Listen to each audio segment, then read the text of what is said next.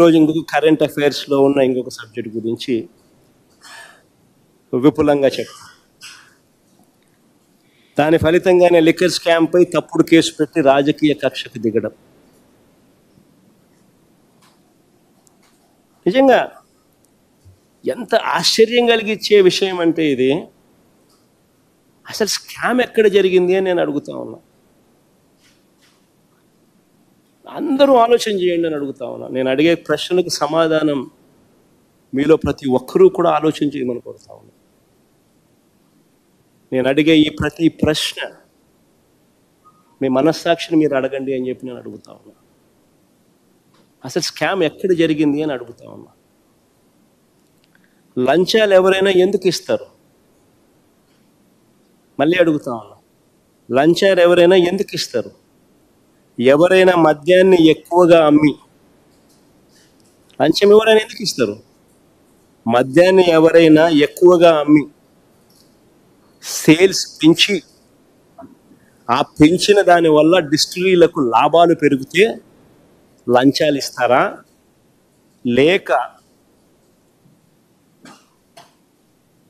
Sales తగ్గిపోయి వాళ్ళు తక్కువగా అమ్మి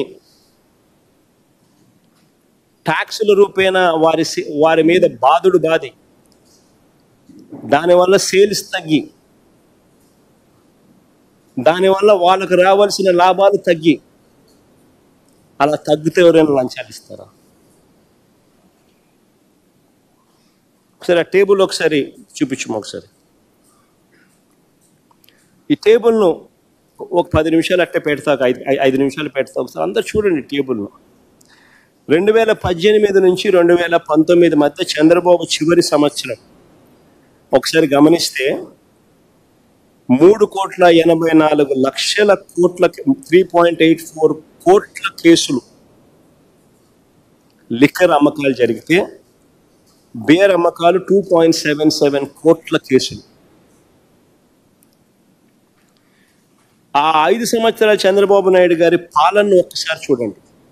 2014 నుంచి 2019 దాకా లిక్కర్ సేల్స్ ఎలా ప్రతి సంవత్సరం పెంచుకుంటూ పోయాడో ఒక్కసారి గమనించండి.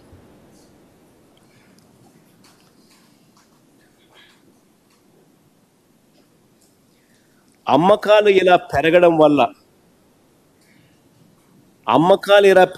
వల్ల ఈ లిక్కర్ కంపెనీలకు లాభాలు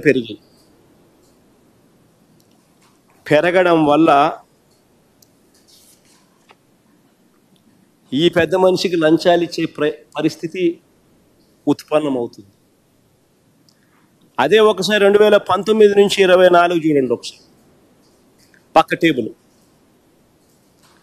మద్యం అమ్మకాలు ఎలా తగ్గాయో ఒకసారి చూడండి.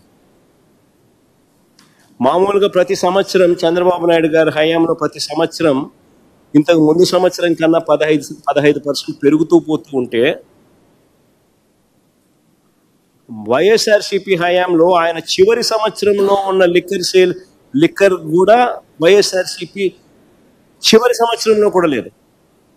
పెరగాల్సింది పోయి ఎలా తగ్గిందో చూడండి ఒకసారి. లిక్కర్ సేల్స్ తగ్గాయి. ఎందుకు తగ్గాయి?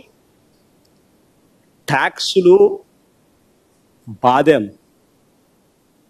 లిక్కర్ కంపెనీలకు లాభాలు ఇవ్వలేదు, లిక్కర్ కంపెనీలకు లాభాలు రాలేదు, గవర్నమెంట్కి ఆదాయం పెరిగింది. లిక్కర్ సేల్స్ ఎందుకు తగ్గాయి? ట్యాక్సులు పెంచి లిక్కర్ సేల్స్ను తగ్గించి తద్వారా లిక్కర్ కంపెనీల డిస్టిలరీలకు సంబంధించిన లాభాలు తగ్గాయి. లిక్కర్ సేల్స్ తగ్గాయి, ట్యాక్సులు పెంచి లిక్కర్ సేల్స్ను తగ్గించి తద్వారా లిక్కర్ కంపెనీల డిస్టిలరీల లాభాలు తగ్గించి రాష్ట్రానికి ఆదాయాలు తీసుకొచ్చాం.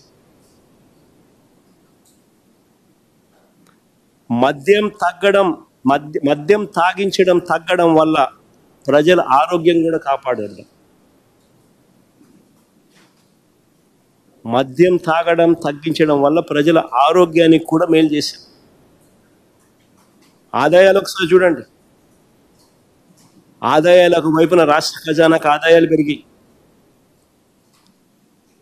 ఒక కేసు మీద వైఎస్ఆర్సీపీ ప్రభుత్వ హయాంలో ఒక కేసు మీద రాష్ట్ర ప్రభుత్వానికి